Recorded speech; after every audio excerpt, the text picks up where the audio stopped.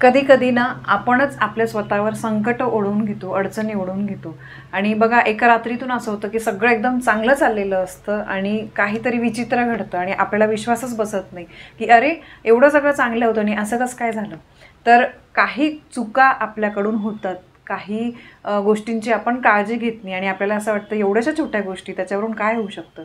तर बघा आता श्रावण महिना हा खूप पवित्र महिना आहे. या पवित्र महिन्यामध्ये तुमच्याकडे कोणी कितीही मागू द्या, या ज्या वस्तू मी तुम्हाला सांगते या चुकून पण या श्रावण महिन्यामध्ये कोणाला देऊ नका. नाहीतर गरिबी, दारिद्र्य, दुःख, अडचणी, संकट या सगळ्यांनी तुमचं घर फेरलं जाईल.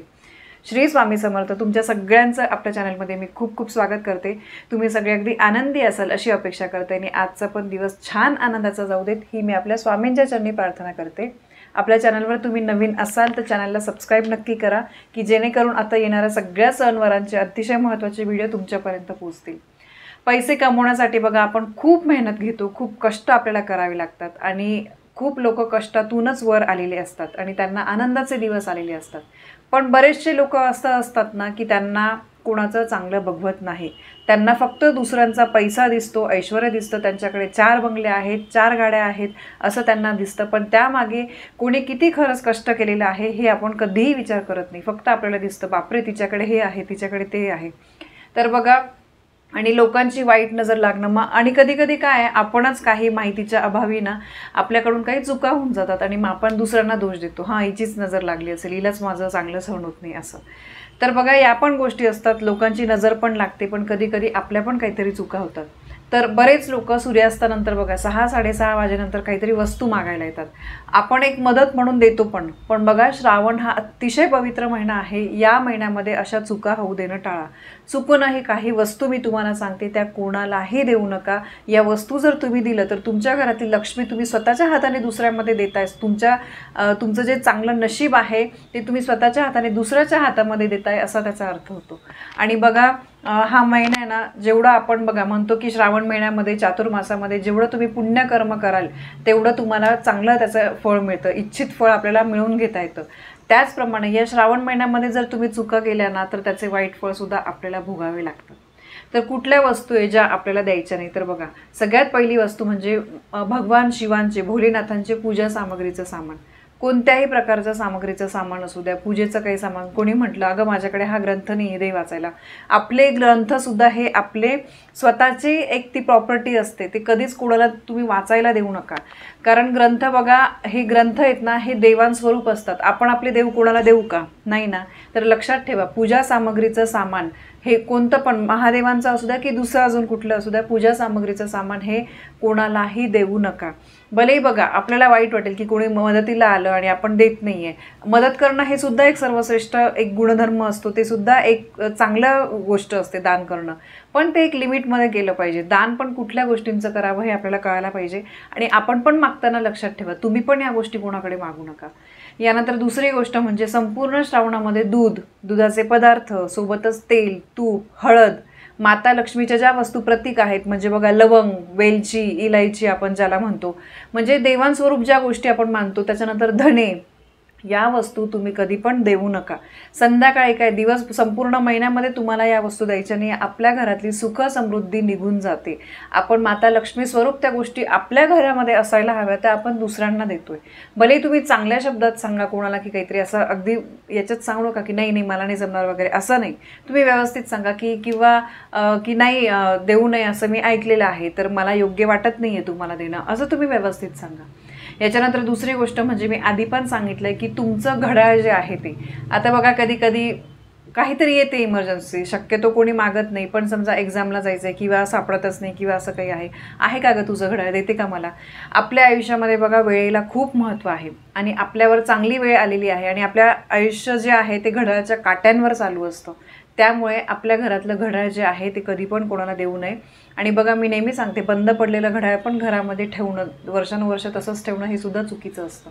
त्यामुळे या गोष्टी लक्षात ठेवा. छोट्या गोष्टी आहे, तुम्ही म्हणाल की ताई काही पण सांगते पण हो या गोष्टींचा परिणाम आपल्या आयुष्यावर होत असतो. आपल्या वास्तूमधली प्रत्येक वस्तू आहे ना तिच्यामध्ये तिची स्वतःची सकारात्मक आणि नकारात्मक ऊर्जा असते आणि त्याचा कुठे ना कुठे परिणाम आपल्यावर होत असतो. भले त्या वस्तू निर्जीव असतात पण त्या आपल्या आयुष्यावर परिणाम करत असतात. यानंतर पुढची गोष्ट म्हणजे कांदा, लसूण हे जे पदार्थ आहे हे सुद्धा आपल्याला या महिन्यामध्ये कुणाला द्यायचं नाही. आणि त्यानंतर आपण बघा भगवान महादेवांच्या पूजेमध्ये पांढरे वस्त्र जे आहे ते आपण म्हणजे वापरतो. सोमवारी जर मंदिरात जायचं असेल, शक्यतो आपण बघाल मंदिरात तुम्ही की पांढरे वस्त्र घातलेले बरेच लोक आपल्याला दिसतात. तर महादेवांच्या पूजेमध्ये पांढरं वस्त्र वापरलं जातं. तर आपले पांढरे वस्त्र कोणाला द्यायचे नाही. यामुळे तुमच्या वैवाहिक जीवनामध्ये अडचणी येतात, मतभेद येतात. पांढरे वस्त्र तुम्ही दान करू शकतात. बघा, कोणाला तरी आपली वस्तू थोड्या वेळासाठी देणं हे वेगळं आणि दान करणं हे वेगळं.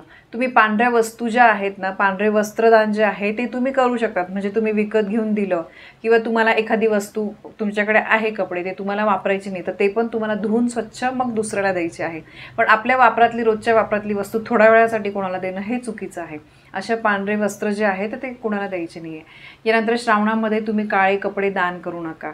तुमच्यासोबत अघटित घटना घडू शकतात. काळे वस्त्र हे महादेवांना, म्हणजे कुठल्याही देवांना ते चालत नाही. आणि श्रावणामध्ये तर काळे कपडे चुकून पण दान करू नका. यानंतर महत्त्वाचं म्हणजे बऱ्याचशा स्त्रिया पुरुष हे करतात ते म्हणजे कोणालाही पैसे उधार देऊ नका, तुम्ही कोणाकडून मागू नका. यामुळे आत्ता तुम्ही उधार मागाल पण तुमचं संपूर्ण आयुष्य उधारीमध्येच जाईल. म्हणून लक्षात ठेवा, हा पवित्र महिना आहे. तुमच्याकडे जेवढा आहे त्याच्यामध्ये ॲडजस्ट करा, पण कोणाकडे मागू पण नका आणि कोणाला उधार पैसे देऊ पण नका. कारण हा पवित्र महिना आहे. आपल्याकडची लक्ष्मी आपण दुसऱ्याकडे देतोय हे अगदी चुकीचं आहे. म्हणून या पवित्र महिन्यामध्ये आपल्याला पवित्र गोष्टीच करायच्या आहे. आपल्याकडून पण चुका होऊ द्यायच्या नाही आणि दुसऱ्यांना पण आपल्याला त्या गोष्टी होतील आपल्या बाबतीत त्याची आपल्याला काळजी घ्यायची. याच्यानंतर बघा, श्रावणामध्ये कोणत्याही गाईला किंवा कोणत्याही प्राण्याला कोणीही दारात आलं तर त्याला असं काहीतरी हाडहूड करून तुम्ही अजिबात जाऊ देऊ नका. तुमच्याकडे जे काही असेल, बिस्किट असेल, चपाती असेल, काहीही असेल तर ते तुम्ही द्या. कुत्रं असू द्या, मांजर असू द्या, कुठलाही प्राणी पक्षी काही तुमच्या दारात आलं त्याला थोडंसं पाणी द्या, काहीतरी तुम्ही द्या आणि हडहुड वगैरे करू नका. ते आपोआप प्राणी जातात. तर एवढी एक गोष्ट लक्षात ठेवा, कारण आपल्याला माहिती गाईला पण तितकंच महत्त्व आहे. आणि महादेव जे आहे ते भोलेनाथ आहे. त्यांचं या संपूर्ण जगातील सृष्टीमध्ये जे काही आहे, प्राणी, मानव, सगळ्यांवर त्यांचा जीव आहे. तर त्यामुळे कोणाच्या स्वरूपात कोण कधी आपल्या दारामध्ये येईल हा आपण सांगू शकत नाही. त्याचप्रमाणे आपला शत्रू जरी या महिन्यामध्ये किंवा कधी पण लक्षात ठेवा, आपण अतिथी देवो भव म्हणतो. एखाद्या माणसाबद्दल आपल्याला खूप चीड आहे, तो जरी आपल्या दारामध्ये आला, जेव्हा तो आपल्या दारात येतोय तर तेव्हा त्याच्याशी व्यवस्थितच वागा, त्याच्याशी चांगलं बोला. आणि बघा, आपल्या दारात तो आलेला आहे तर त्याला पाणी विचारा, जे काही असेल ते आपण जे पाहुण्यांसाठी करतो ते करा. कारण दारामध्ये आलेली व्यक्ती ही आपल्यासाठी देवासमान असते. म्हणून कधी पण लक्षात ठेवा, दारात आलेल्या व्यक्तीचा, प्राण्यांचा, कोणाचाही आपल्या दारामध्ये अपमान करू नये. यानंतर दुसरी गोष्ट म्हणजे सवाष्ण स्त्रियांनी, सौभाग्यवती स्त्रियांनी आपले सौभाग्याचे अलंकार म्हणजे जोडवे, मंगळसूत्र, बांगड्या, सिंदूर यांची देवाणघेवाण करू नये. बघा, आता बरेचसे सण येतात. श्रावण महिना सुरू झाला की सगळे सणवार येत असतात. तर या चातुर्मासामध्ये सुद्धा लक्षात ठेवा, आपल्या बांगड्या, सिंदूर हे जे आपण सौभाग्याचे अलंकार म्हणतो हे महिलांनो कृपा करून देऊ नका.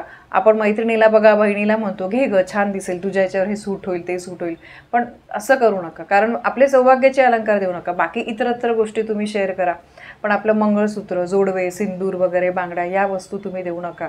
आपण बघा, देवीला शृंगाराचे दागिने अर्पण करतो, ओटी भरतो. ते ओटीला काय एवढं महत्त्व आहे, त्या दागिन्यांना काय एवढं महत्त्व आहे? कारण ते सवाष्ण स्त्रीचं एक प्रतीक मानलं जातं आणि ते आपण दुसऱ्यासोबत शेअर करतोय.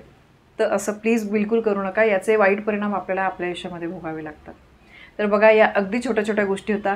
या व्यतिरिक्त पण काही असतील ज्या तुम्हाला माहीत असतील तर लक्षात ठेवा. फक्त ज्या वस्तू लक्ष्मी स्वरूप असतात, देवांसारखं आपण त्यांना मानतो, अशा गोष्टींचे देवाणघेवाण आपल्याला या महिन्यामध्ये, या चातुर्मासात, श्रावणात आपल्याला करायची नाही आहे. तर बघा, ही एक अतिशय महत्त्वाची माहिती मला तुमच्यापर्यंत पोचवायची होती. माहिती तुम्हाला आवडली असेल तर व्हिडिओला लाईक करा, शेअर करा. आपल्या चॅनलवर तुम्ही नवीन असाल तर सबस्क्राईब नक्की करा. पुन्हा भेटूया अशा एका नवीन माहितीसोबत. तोपर्यंत श्री स्वामी समर्थ.